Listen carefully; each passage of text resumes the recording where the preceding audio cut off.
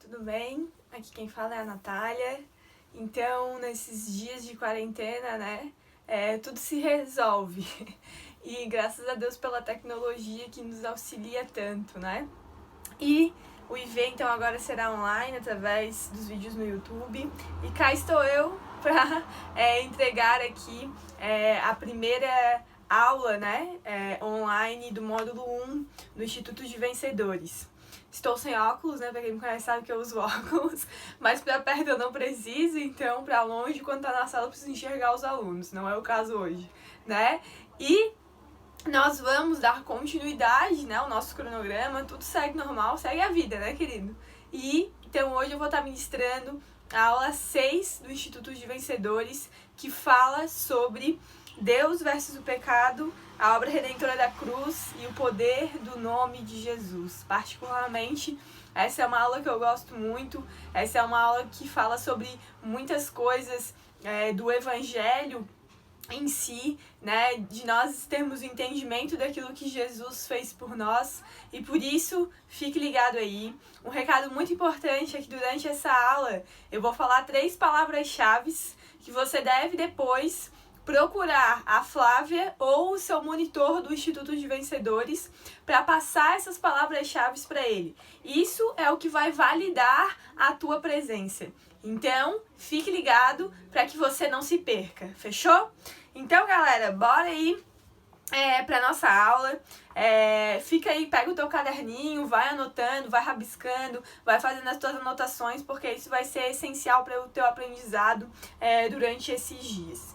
Então, queridos, aqui o IV ele começa dizendo, né, que a vida de Jesus, ela nos garante um modelo a ser seguido, ela nos garante um referencial, ela nos garante olhar para ele e ver como nós precisamos agir, ver como é necessário que seja a nossa conduta, como nós devemos dar continuidade àquilo que ele começou aqui na Terra. Então, seus ensinamentos se tornaram um modelo para nós. Mas aí vem a pergunta, né? Como que nós podemos fazer para seguir isso, para seguir esse modelo? Como nós podemos passar por cima da nossa natureza pecaminosa? Como nós podemos passar por cima dos nossos desejos e vontades da carne? Como que nós podemos vencer aquilo que já nasceu conosco? É isso que nós vamos entender hoje nesta aula. Então, fique ligado aí. Então, amados, por que a morte de Jesus ela foi tão necessária? Para nós entendermos o motivo, né, como que nós podemos vencer o pecado nas nossas vidas, e o motivo de Jesus nós precisamos entender o motivo pelo qual Jesus precisou morrer naquela cruz, né? Então, a morte de Jesus ela não foi o ponto final da sua missão, mas ela foi o começo, né? E a morte de Jesus ela foi o ápice do plano de Deus sobre as nossas vidas. O pecado ele gerou no homem uma morte espiritual. E eu gosto sempre de dar o exemplo do Wi-Fi, né? Para você ter uma conexão, ainda mais nesses dias, com outra pessoa, você precisa estar ligado ou na sua rede móvel ou no seu Wi-Fi para que você consiga se conectar com a outra pessoa. E assim somos nós com Deus, né? O nosso espírito ele precisa estar ativo, ele precisa estar ligado no Wi-Fi para que nós consigamos nos conectar com Deus. E quando o homem decidiu pecar lá no Jardim do Éden, nós decidimos cortar a nossa ligação, cortar o nosso Wi-Fi, e a nossa conexão a partir dali começou a falhar, não continuou mais a ser a mesma. E por este motivo, o pecado ele nos separou de Deus até então.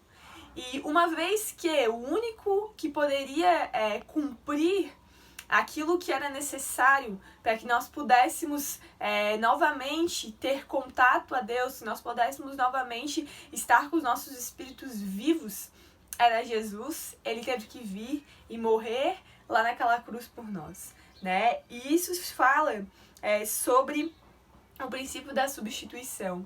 Jesus, ele nos substitui, né? Na cruz, queridos, todo o peso físico, né? As dores físicas que Jesus sofreu não se comparam ao peso que ele estava levando sobre a cruz, porque a cruz, ela representou, né, o peso do pecado de toda a humanidade que estava sobre Jesus naquele dia. E naquele dia ele pagou o preço por nós, um peso que eu e você, né, não poderíamos pagar. Ele cumpriu a justiça de Deus sobre ele. E por isso ele teve que vir.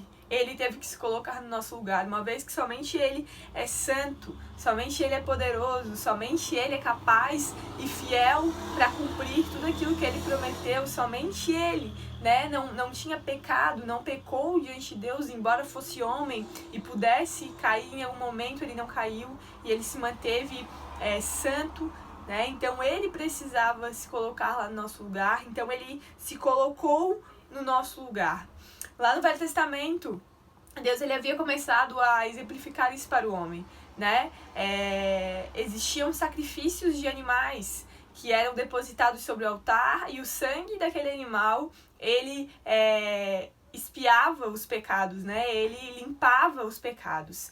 E assim foi o que aconteceu com Jesus. Nós dizemos que ele é o Cordeiro de Deus, porque o sangue dele derramado sobre aquela cruz lavou, limpou os nossos pecados. Imagina, querido, eu e você hoje chegando na igreja com uma ovelhinha e indo lá sacrificar no altar. Se Jesus não tivesse vindo, ainda assim nós teríamos que fazer isso, mas de uma vez por todas, ele foi o sacrifício, ele foi aquele que se entregou no nosso lugar e por isso hoje nós temos total acesso a Deus, por isso hoje nós podemos se achegar a Ele novamente e ser chamados de filhos, e isso é maravilhoso. E aqui eu quero deixar a primeira palavra-chave então, que é morte, ok? Anota aí no seu caderninho essa palavra para depois você poder passar. Ao longo da aula eu vou dar mais 2 palavras-chave, essa é a primeira. Então, queridos, lá em João 1,29 diz, quando João Batista fala, verdadeiramente esse é o Cordeiro de Deus que tira o pecado do mundo. Então Jesus fazia parte, desde o princípio, dos planos de Deus para a nossa vida. E quais são as consequências da morte de Cristo para nós, né? Jesus, ele nos substituiu, né, na cruz e ele pagou um preço que nós não poderíamos pagar, mas não foi somente isso. Existem consequências através desse sacrifício de Jesus e existe consequência quando nós aceitamos Jesus sobre as nossas vidas, quando nós entendemos o que Ele fez por nós e tudo muda, que na nossa vida dá um giro de 360 graus quando nós compreendemos quem Jesus é e o que Ele pode fazer nas nossas vidas. Então, quais foram as consequências da morte de Cristo para nós? A primeira delas, o perdão dos pecados, né? Por si próprio, nós não conseguimos pagar as nossas dívidas, os nossos pecados, enfim, né?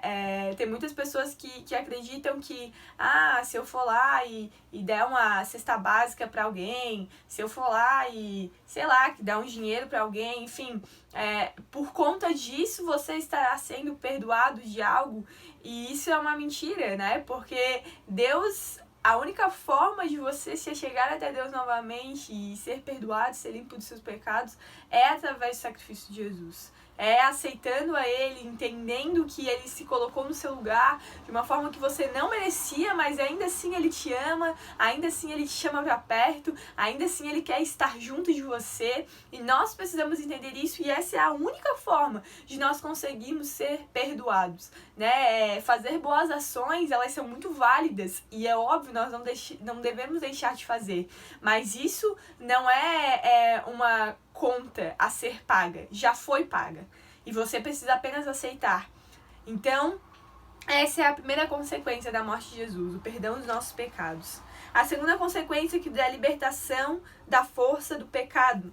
A morte de Jesus não apenas abrange todos os homens, mas inclui todos os homens, né? Desde que Adão e Eva pecaram no Jardim do Éden, e foi uma decisão deles, eles decidiram sair da presença de Deus. O Éden, ele não representa um lugar físico, mas ele representa um lugar espiritual. Então o Éden, ele é um ambiente da presença de Deus. Pensa você, Adão e Eva passavam os dias conversando com Deus, eles ouviam a voz de Deus claramente falar com eles como um amigo que está junto de você, né? E a partir do momento que eles decidiram romper isso, o pecado entrou sobre a vida deles. E desde então, todos nós já nascemos com isso. Nós somos inclinados a pecar, nós somos inclinados a decidir pela nossa carne, porque nós somos, amados, seres trinos, nós somos compostos de corpo, alma e espírito. No Éden, o espírito reinava sobre a alma e a alma reinava sobre a carne. E hoje,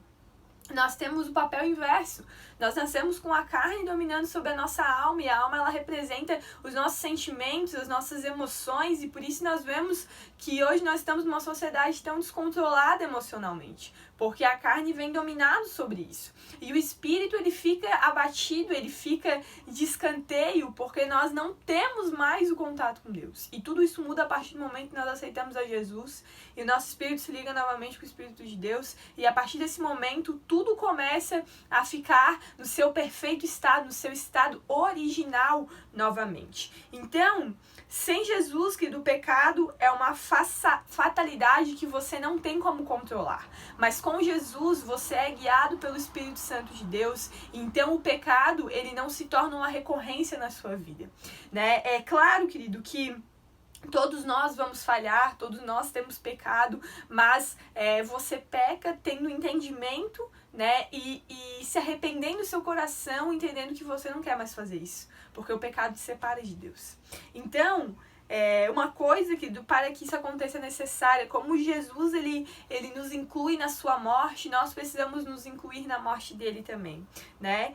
Em Mateus 10:38 diz, né, para que nós tomemos a sua cruz. Jesus, ele fala, aquele que quiser vir após mim, negue-se a si mesmo, tome a sua cruz e siga-me. Então, Jesus, ele nos convida a entrar nessa vida, negar a nossa vida, negar os nossos desejos da carne, negar aquilo que nos afasta dele e viver a vida em abundância que ele tem preparado para nós, né? Que Deus tem preparado para nós, viver debaixo dessa vontade. E esse é o princípio da inclusão. Cristo nos substitui pagando pelo que nós não poderíamos pagar, e nós nos incluímos nessa morte, e dessa forma nós seremos vitoriosos contra o pecado. Eu sempre costumo dizer, né? Às vezes as pessoas falam, mas a carne é fraca, querida, a nossa carne é tudo igual. A diferença é o quanto você fortalece o seu espírito. Então, se a carne é fraca, se é muito difícil vencer o pecado, fortalece o teu espírito, né? Como nós vimos nas aulas anteriores, se coloque em oração, se coloque em jejum, leia a palavra de Deus, isso vai fortalecer o teu espírito, isso vai fazer com que você esteja mais próximo de Deus, e isso vai fazer também com que você tenha mais força para vencer o pecado, que bate à tua porta todos os dias, né? E estar na cruz, querida, é submeter os seus pensamentos, as suas opiniões, seu modo de agir, seu modo de viver à vontade de Deus. Gálatas 19:21, ele dá exemplo das obras da carne. Gálatas 5:19-21, um texto muito importante que você leia.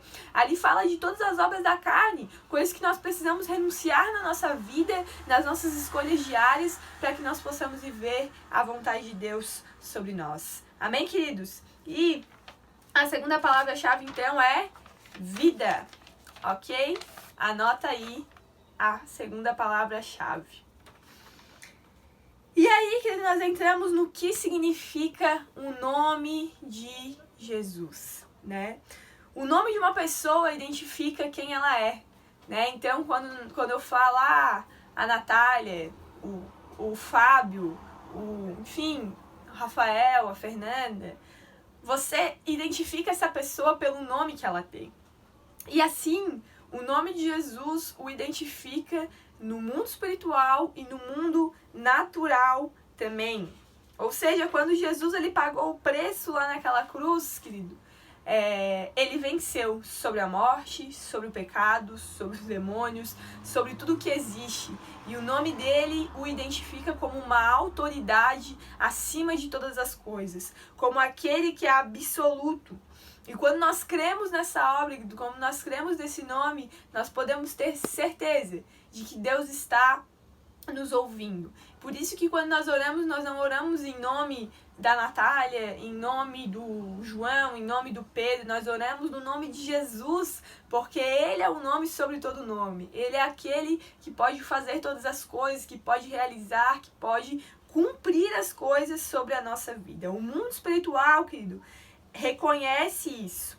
Os homens podem até duvidar, mas não existe força do mal, não existe nada que possa ser barrado, que possa ultrapassar o poder e a autoridade do nome de Jesus. Lá na cruz, Jesus ele declarou: está consumado.